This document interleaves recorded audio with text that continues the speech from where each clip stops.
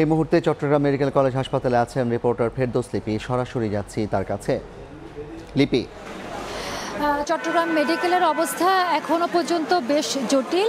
যতটুকু তথ্য আমরা জানতে পেরেছি, এখনো পর্যন্ত 3 জনের মৃতদেহ কিন্তু এখানে লাশ ঘরে আছে। তার মধ্যে 2 জনের পরিচয় আমরা পেয়েছি, আরেকজনের নাম পরিচয় এখনো কর্তৃপক্ষ থেকে জানতে পারিনি। এর মধ্যে একজন নিহতদের মধ্যে একজন হচ্ছে ওয়াসিম। সে চট্টগ্রাম কলেজের যে শিক্ষার্থী সমাজবিজ্ঞানের, এবং সে কোটা আন্দোলনের কর্মী বলে তাদের যে স্বজনরা তারা দাবি করেছেন, সে সঙ্গে সে ছাত্রদলের কর্মী বলে তার যে স্বজনরা তারা দাবি করছেন। আরেকজন যে মোহাম্মদ ফারুক, সে হচ্ছে একটি ফার্নিচারের দোকানের কর্মরত ছিল, এবং সে গুলিবিদ্ধ অবস্থায় কিন্তু মুরাদপুর থেকে চট্টগ্রাম মেডিকেলে এসেছেন। আরেকজন যিনি অজ্ঞাতনামা, সেও গুলিবিদ্ধ হয়েছে, কিন্তু তার নাম এবং পরিচয় এখনো পর্যন্ত পুলিশ কিংবা যে কর্তৃপক্ষ তারা দিতে পারে নাই। এবং আহত যে সংখ্যা সেটা কিন্তু আমরা দেখেছি 3:30টার পর থেকে এখন প্রায় 7টা, প্রায় 50 থেকে 60 জন কিন্তু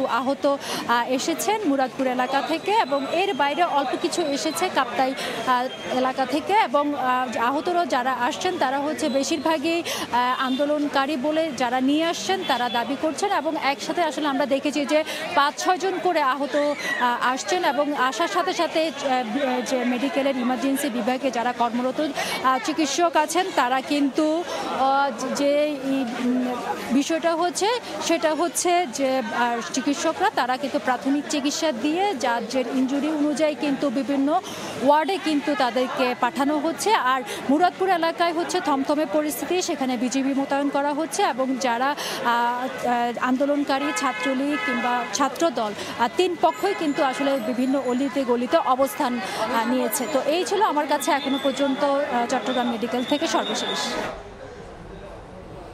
সরাসরি যুক্ত ছিলাম চট্টগ্রাম মেডিকেল কলেজ হাসপাতাল থেকে।